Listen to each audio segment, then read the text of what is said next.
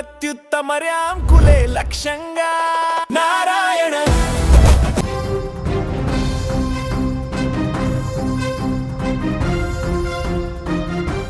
తెలంగాణ వ్యాప్తంగా వాతావరణం ఒక్కసారిగా మారిపోయింది. నైరుతి రుతుపవన ద్రోణి ప్రభావంతో రాష్ట్రమంతా ముసురు కమ్మేసింది. భాగ్యనగరంతో పాటు ఉత్తర తెలంగాణ జిల్లాల వ్యాప్తంగా కుండపోత వర్షాలు దంచి కొడుతున్నాయి.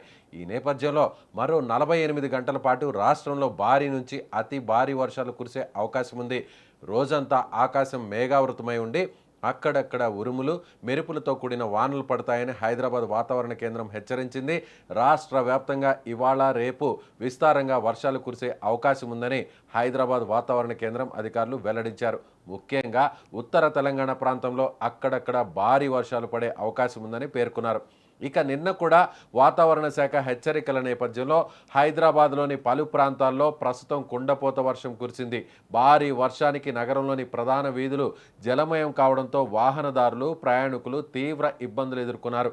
Banjara hills, Jubilee hills, Yousufguda, Sanath Nagar, Krishna Nagar, film Nagar, Borabanda, ఎర్రగడ్డ, అమీర్పేట్, పంజాగుట్ట, ఎస్ఆర్ నగర్ ప్రాంతాల్లో వర్షం దాదాపు రాత్రంతా కురిసింది.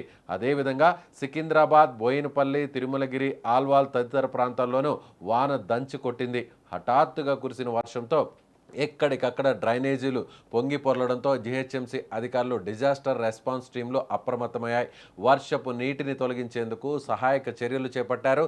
దీనికి తోడు రాబోయే మరో 2 రోజులు వర్షాలు కొనసాగే అవకాశం ఉందని వాతావరణ హెచ్చరికల నేపథ్యంలో అధికారులు మరింతగా అలర్ట్ అయ్యారు. కేవలం హైదరాబాద్లోనే కాదు, నిన్నటి నుంచి రాష్ట్ర వ్యాప్తంగా అనేక జిల్లాల్లో వర్షాలు పడుతున్నాయి. ఉత్తర తెలంగాణలోని ఆదిలాబాద్, ఆసిఫాబాద్, నిర్మల్, మంచిర్యాల, నిజామాబాద్, కామారెడ్డి జిల్లాల్లో అత్యధిక వర్షపాతం నమోదైంది. ఇక్కడ వాగులు వంకలు పొంగి పొర్లుతున్నాయి. ఉమ్మడి వరంగల్, కరీంనగర్, సిరిసిల్ల, జగిత్యాల, పెద్దపల్లి, హనుమకొండ పరిధిలో నిన్నటి నుంచి ఏకదాటిగా వాన పడుతూనే ఉంది.